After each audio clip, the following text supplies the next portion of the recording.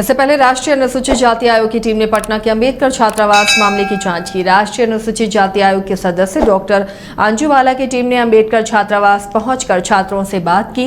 दरअसल 18 सितंबर की रात छात्रावास और स्थानीय लोगों के बीच विवाद हुआ था।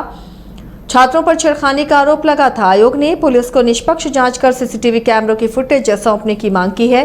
कहा कि आयोग खुद इस पूरे मामले की जांच कर दोषियों को सजा दिलाएगा।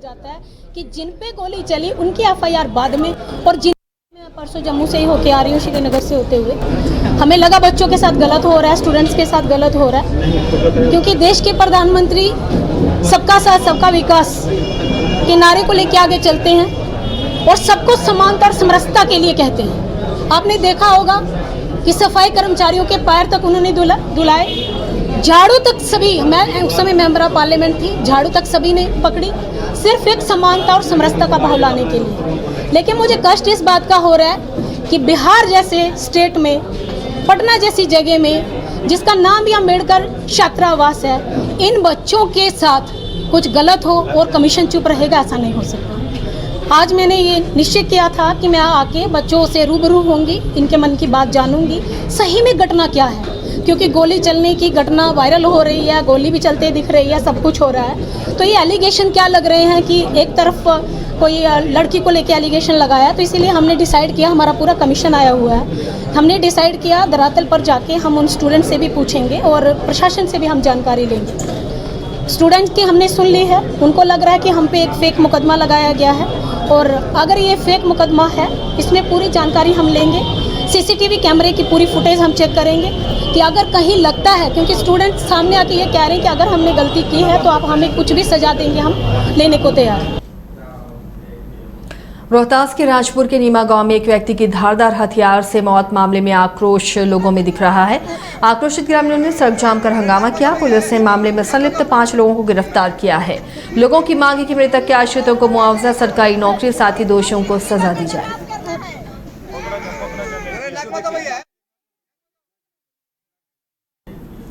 बिहार और झारखंड की पुलिस ने एक संयुक्त ऑपरेशन में 18 लाख के इनामी नक्सली विनय यादव उर्फ कमल जी को उसके साथ 2 अन्य सहयोगियों के साथ गिरफ्तार कर लिया। इनके पास से लेवी के 20 लाख रुपए भी बरामद किए गए हैं। इनके खिलाफ झारखंड के पलामू और बिहार के औरंगाबाद में कई मामले दर्ज हैं।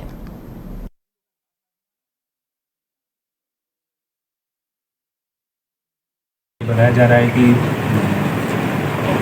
पूर्व में जो थे मृत जो नक्सली संदीप यादव, उनके द्वारा ये मैनेज किया जाता था और लेवी से वसूला हुआ पैसा था जो कि नक्सलियों की गतिविधि को यूज़ किया जा रहा था। तो उनके मरने के बाद विनय यादव द्वारा ही इसका मैनेज किया जा रहा था। तो एक महत्वपूर्ण सफलता है कि लेवी के माध्यम से ये कलेक्शंस हुए थे। तो हम लोग प्रयास करेंगे कि जो फिनेंशियल जो इन लोगों को सपोर्ट दिया जाता है उस पर भी हम लोग प्रहार करें और नक्सल गतिविधियों को बिल्कुल इस क्षेत्र से समाप्त की जा सके। इसके अलावा एक और बात है कि 6 महीना में ये तीसरी बड़ी उपलब्धि है जिसमें कि हम लोग सारी एजेंसी एकदम कोऑर्डिनेटेड वे में काम करके किए हैं। मार्च माह में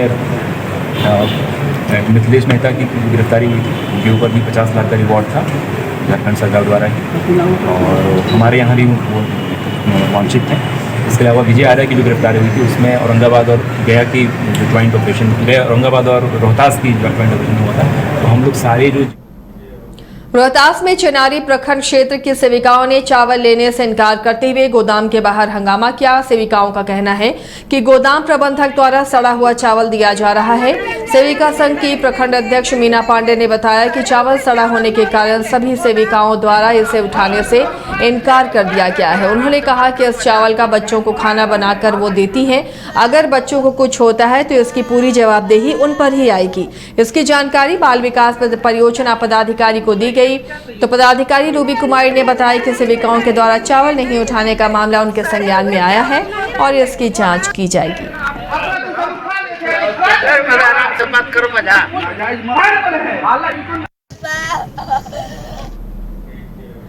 मगध यूनिवर्सिटी के ग्रेजुएशन के छात्रों ने सेशन लेट चलने के कारण अपने भविष्य की चिंता जताई है। इसे लेकर बिहार के राज्यपाल फागू चौहान से मिलने जा रहे थे। इसी बीच पटना के इको पार्क के सामने उन्हें रोक दिया गया, जिससे छात्र सड़क पर बैठ गए।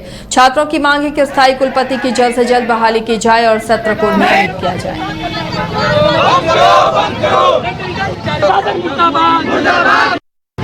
हम लोग का मांग, हम लोग का सेशन जो लेट चल रहा है वो मांग है हम लोग का कंप्लीट करना। रिजल्ट साल भर पहले एग्जाम हुआ, रिजल्ट नहीं आया। हम लोग का 19-22 सेशन है, 17-20 session late, 18-21 late, 19-22 late, 17 session late चल रहा है। हम लोग अपना फॉर्म जो आ रहा है वो भर नहीं पा रहे। SSC अभी वैकेंसी निकाली है 20,000, वंचित हो गए। पटना लो कोर्ट का अभी आया था, वैकेंसी आया हुआ है 8,000, वो उससे भी वंचित है।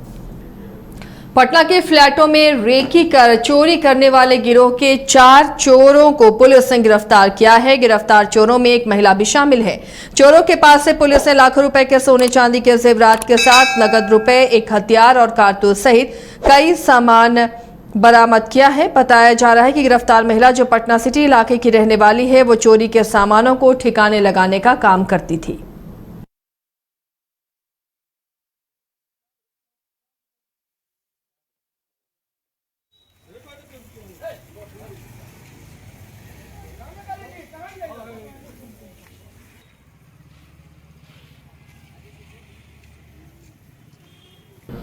सीपीआई का 24वां राज्य सम्मेलन पटना में आयोजित हुआ, जिसमें विपक्षी दलों को एकजुट करने पर जोर दिया गया। इसके साथ ही पार्टी नेताओं ने बीजेपी को केंद्र की सत्ता से हटाने की भी बात कही।